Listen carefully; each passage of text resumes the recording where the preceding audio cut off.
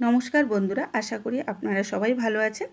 आपनारा यदि आमार चैनलटाके पछंद करें ताहले अवश्यई चैनलटाके लाइक शेयर कमेंट्स एबं सबस्क्राइब करे देबेन।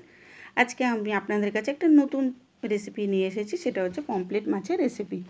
प्रथमे आमि पमफ्लेट माछगुलो भालो करे धुए नियेछि। धुए तार मধ্যে सामान्य एकटुखानि नुन दिए दिलाम एबं अल्प एकटु हलुद दिए नियेछि। दिए माछटाके भालो करे माखिए नियेछि एबं माछेर गागुलो आमि हालका हालका करे एकटु चिरे नियेछि जाते ओर मধ্যে নুন আর হলুদটা ভালোভাবে যেতে পারে।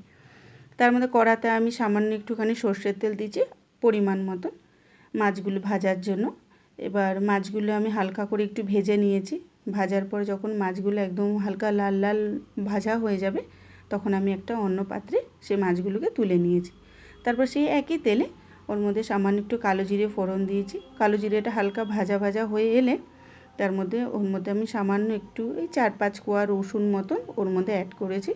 দিয়ে রসুনটা হালকা একটু ভাজা ভাজা হয়ে এলে যখন ভাজা হয়ে যাবে তারপরে সামান্য ওর মধ্যে একটু আদা বাটা দিয়েছি।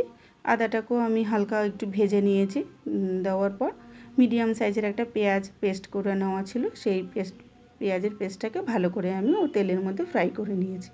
যখন তেল থেকে হালকা মশলা থেকে তেল বেরিয়ে আসবে তার মধ্যে আমি 2 চামচ টমেটো পেস্ট করে ছিল ওটা দিয়েছি। দেওয়ার পর 3-4টা কাঁচা লঙ্কা চিড়ে দিয়েছি।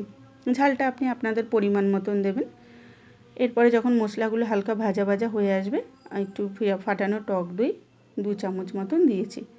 টক দইটা ভালো করে যখন মিশে যাবে তার মধ্যে পরিমাণ মতন নুন এবং পরিমাণ মতন হলুদ দিয়ে মশলাটাকে ভালো করে আমি আবার একটু ভালো করে ভেজে নেব। যখন ভাজা ভাজা হয়ে আসবে তার মধ্যে কাশ্মীরি লঙ্কার গুঁড়ো হালকা করে মিশিয়ে মশলাটা যখন একদম তেল বেরিয়ে আসবে তারপরে আমি ওর মধ্যে সামান্য একটু চিনি অ্যাড করেছি।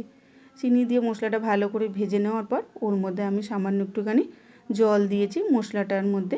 এবার মশলাটা যখন মানে জলটা যখন ফুটে উঠবে তখন ওর মাছগুলো আস্তে আস্তে আমি ওর মধ্যে দিয়ে দেবো।